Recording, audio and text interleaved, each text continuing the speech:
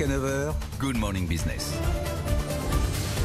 Et à 6h44, notre French Tech du jour, c'est Carmat, avec Stéphane Pia, son directeur général. Bonjour Stéphane Pia. On voulait vous inviter ce matin pour avoir un peu des nouvelles de Carmat pendant cette période de confinement. Est-ce que ça vous a contraint à abandonner les essais, à arrêter les transplantations? Parce que je sais que on attend avec impatience cette certification, notamment CE, et puis la suite des essais aux États-Unis. On est où du coup alors ?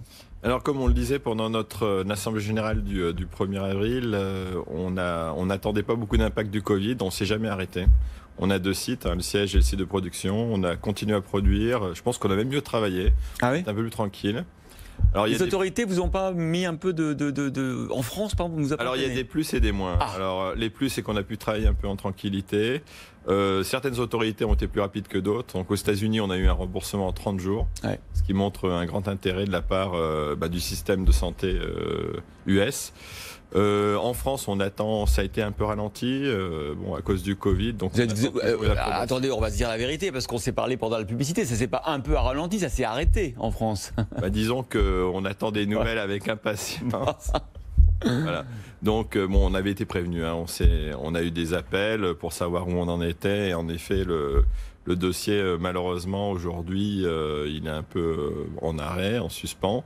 Mais bon, on est confiant que ça va redémarrer, que les États-Unis vont motiver les autorités locales. Et puis Prague aussi, puisque vous avez réussi à faire une transplantation ces derniers jours pour un patient qui allait mourir. Oui, alors c'est une histoire assez intéressante parce que c'est un patient qu'on devait traiter en mars. Et le Covid est arrivé et bien sûr tout a été arrêté. Bien sûr. Et on suivait ce patient depuis quelques mois et le patient allait mourir. Il souffrait d'une nouvelle maladie, insuffisance de la valve tricuspide, qui est un prédicteur indépendant de mort. Donc il avait quelques jours pour survivre. Donc on était toujours en contact et ça a été une logistique incroyable. Donc le médecin du Danemark a eu une autorisation pour un implant d'urgence, donc il a pu ouvrir les portes de la thérapie intensive et de la salle opératoire au Danemark.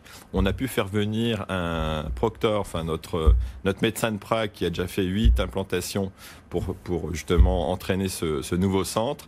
Et on a fait venir également nos personnes, une de l'Écosse et 2 de la France. Donc ça a été vraiment, mais bon, ça s'est bien passé. Il va bien, votre malade ? Super opération.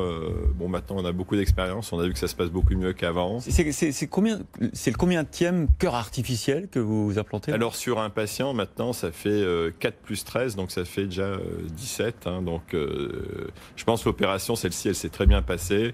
Le patient s'est réveillé même pas un jour après, il mangeait tout seul assis 2 jours après, il commençait à marcher avec le support de 2 médecins 3 jours après, et hier il faisait des blagues avec l'équipe des infirmières. Et du coup c'est votre première implantation dans un nouveau pays, en l'occurrence le Danemark. Et en plus c'est très important pour les experts, puisque ça c'est le futur. Le futur, c'est nos patients sont gérés par les cardiologues qui les envoient chez le chirurgien. Les 2 premiers programmes qu'on avait eus à l'étranger, c'était les chirurgiens qui avaient commencé le programme. Et là, on a eu la chance de travailler avec un des co-leaders de l'étude, Finn Gustafsson, qui est un représentant de l'Association européenne d'insuffisance cardiaque. Donc c'est vraiment pour nous une étape importante. Alors on voit sur les images, si vous êtes branché sur RMC Story, le canal 23 de la TNT, qu'en fait ce cœur permet une autonomie très grande, parce qu'évidemment c'est un cœur artificiel, il n'y a pas les risques de rejet qu'il y a lors des greffes. Alors la seule contrainte, ce qu'on voit à l'image, c'est qu'il y a encore la batterie qui fait 3 kilos, qu'on doit porter à la ceinture ou en sac à dos, c'est ça ? Oui, tout à fait.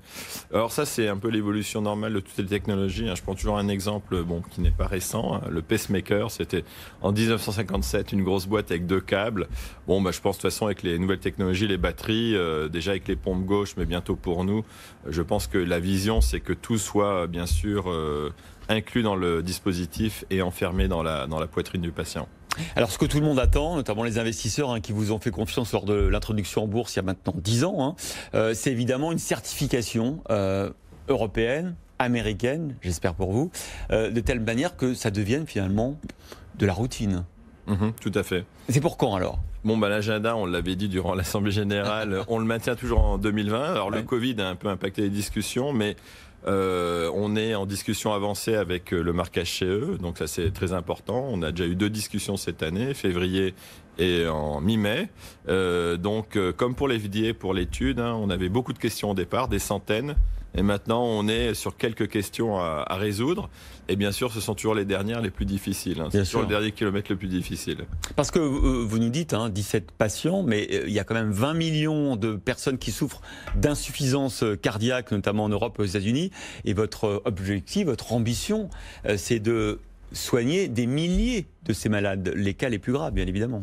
Tout à fait, mais on voit la motivation, il y a une liste d'attente.